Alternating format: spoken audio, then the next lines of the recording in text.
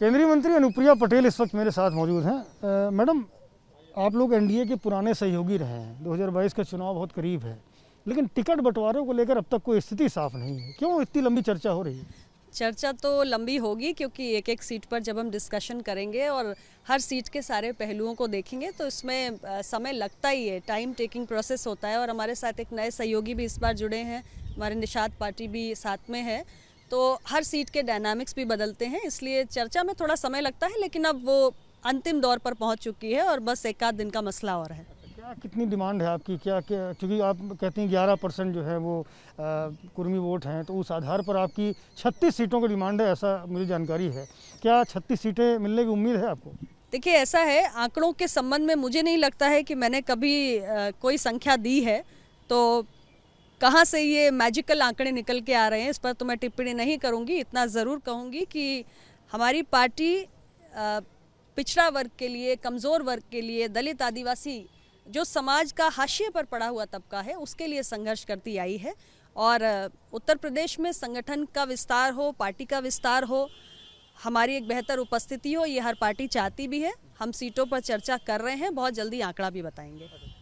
ये बात सामने आ रही कि जब यूपी सरकार के कुछ मंत्री स्वामी प्रसाद मौर्य, दारा सिंह चौहान, ये जब पिछड़ी जाति के नेता हैं, ये टूटकर समाजवादी पार्टी में चले गए, इसके बाद में जो मौजूदा एनडीए के गठबंधन है, आप अपना दल हैं, निषाद पार्टी हैं, इनकी बार्गेनिंग बढ़ गई, ये ज़्यादा सीटों की डिमांड करने लगे हैं।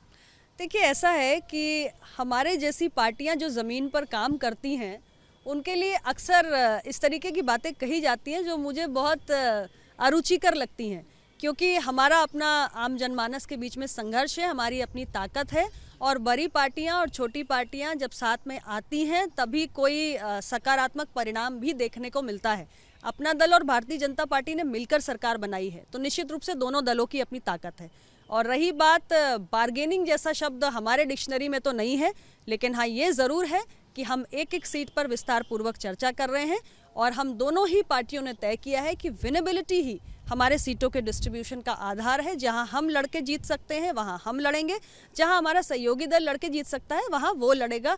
किसी प्रकार की अंडरस्टैंडिंग की कोई कमी नहीं है। आपकी साथी सांसद हैं संघमित्रा मौर्य, उन्होंने अपर्णा यादव की ज्वाइनिंग पर सवाल खड़े किए, कटाक्ष किए, ये कहा कि जब दूसरे परिवार की, दूसरे दल की बहू आती है तो उसका स्वागत होता है, और जब एक बेटी का पिता दूसरे पार्टी को ज्वाइन कर लेता है तो उस बेटी पर सवाल खड़े होते हैं। इसको आप किस तरह से लेती हैं? क्या प्रतिक्रिया है? मैं उनके अपने व्यक्तिगत विचारों पर कोई प्रतिक्रिया देना नहीं चाहती हूँ। कोई भी लोकतंत्र के अंदर किसी भी राजनीतिक दल को ज्वाइन करने के लिए स्वतंत्र है, और जहाँ तक पार्टी अगर किसी व्यक्ति को लेना चाहती है और कोई व्यक्ति इच्छुक है ज्वाइन करने का, तो मुझे नहीं लगता कि इसमें किसी भी प्रकार की कोई प्रतिक्रिया मुझे देने की आवश्यकता है। अपर्णा यादव बीजेपी में आ गई, क्या लगता है भाजपा और मजबूत होगी? नहीं, देखिए, उनको भारतीय जनता पार्टी काम करने का मौका देगी। मुझे लगता है कि प्रतिभावान है, अच्छा प्रदर्शन करेंगे। प्रियंका गांधी ने ये कहा, जब उनसे एक सवाल पूछा गया कि यूपी में मुख्यमंत्री का चेहरा कौन है, तो उन्होंने जवाब दिया कि कोई और दूसरा नज़र आता है क्या आपको? क्या लगता है प्रियंका गांधी खुद को एज ए सीएम फेस बता रही हैं, तो उनके इस स्टैंड से कांग्रेस पार्टी मजबूत होगी यूपी में? मुझे आप ये बताएं कि क्या लोकतंत्र में आप किसी को भी अपने आप को मुख्यमंत्री के रूप में दावेदारी पेश करने से रोक सकते हैं?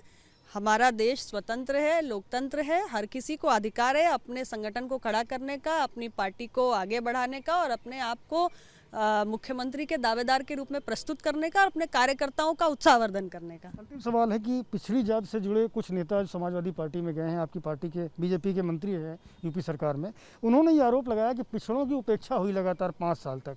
देश के प्रधानमंत्री पिछड़ी जाति से आते हैं, 7 साल से भी ज़्यादा वक्त से प्रधानमंत्री हैं, अभी भी उपेक्षा हो रही है क्या? देखिए, ऐसा है, ये सच है कि माननीय प्रधानमंत्री जी पिछड़ी जाति से आते हैं, और ये भी सच है कि ऐसे बहुत सारे निर्णय हैं जो उनकी सरकार ने पिछड़ों के हित में किए हैं। एक उदाहरण इसका आप पिछले कार्यकाल का ही ले लीजिए, जब संविधान में संशोधन करके पिछड़ा वर्ग आयोग को संवैधानिक दर्जा प्रदान करने का काम माननीय मोदी जी की सरकार ने किया था। ये मांग देश में लंबे समय से हो रही थी, दशकों से हो रही थी, लेकिन यूपीए की सरकार ने कभी भी इस मांग की पूर्ति करने की दिशा में कोई कदम नहीं उठाया। मोदी जी की सरकार ने ये करके दिखाया। एक प्रकरण आया नीट एग्जामिनेशन का, एमबीबीएस और पीजी के एडमिशन्स में ऑल इंडिया कोटा में 27% रिजर्वेशन पिछड़ों का लागू नहीं था। ये मसला कोई मोदी जी की सरकार के समय में उभर कर नहीं आया है, बल्कि ये बहुत पुराना मसला है। वर्षों से पिछड़ा वर्ग के अभ्यर्थी ये बात कह रहे थे कि हर वर्ष हमारी हजारों सीटों का नुकसान हो रहा है, क्योंकि अखिल भारतीय कोटा में 27% पिछड़ों का आरक्षण लागू नहीं है। 2007 में सुप्रीम कोर्ट के निर्णय के बाद SC ST का आरक्षण लागू हुआ था। उस वक्त भी अगर तमाम दल चाहते, जो उस वक्त की UPA की सरकार को सपोर्ट कर रहे थे, तो ये मसले का समाधान हो जाता, लेकिन इच्छा शक्ति नहीं थी, इसलिए मसले का समाधान नहीं हुआ। मोदी जी की सरकार ने हाल ही में इस मसले का समाधान किया है और नीट की परीक्षा में ऑल इंडिया कोटा में पिछड़ों का 27% आरक्षण लागू किया है। यूपी का चुनाव बेहद नज़दीक है, पहले चरण का चुनाव होने भी जा रहा है और लोक लुभावन वादों की झड़ी लगी हुई है। अखिलेश यादव कह रहे हैं कि हम 300 यूनिट बिजली फ्री करेंगे, पुरानी पेंशन स्कीम को बहाल करेंगे। क्या लगता है यूपी की जो माली हालत है, जो आर्थिक हालात है उत्तर प्रदेश के, क्या इस तरह के लोक लुभावन वादे पूरे कर सकते हैं? देखिए, ऐसा है, चुनाव आता है तो तमाम दल गठबंधन जो सत्ता में आने के इच्छुक होते हैं बहुत सारे वादे भी करते हैं। जहाँ तक बिजली का प्रश्न है, 2012 से 2017 के बीच में माननीय अखिलेश यादव जी की सरकार थी और उस वक्त उत्तर प्रदेश में बिजली की उपलब्धता की जो स्थिति थी वो जनता से छिपी नहीं है। आज गरीब से गरीब को बिजली के कनेक्शन पहुंचाए गए हैं और बिजली जितने घंटे और पूरे प्रदेश में जिस तरीके से मिल रही है, ऐसा पहले हम 2017 से पहले नहीं देख पा रहे थे। साथ ही पुरानी पेंशन योजना को बहाल करने की बात जो वो कह रहे हैं, उसमें आपने एक बहुत ही बढ़िया सवाल उठाया है।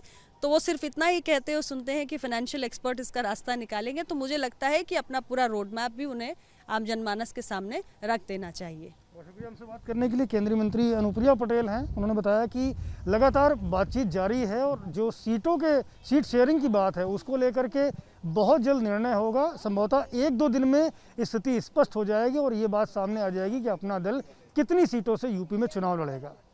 कैमरामैन फैसल के साथ संजय त्रिपाठी, ABP न्यूज़, लखनऊ।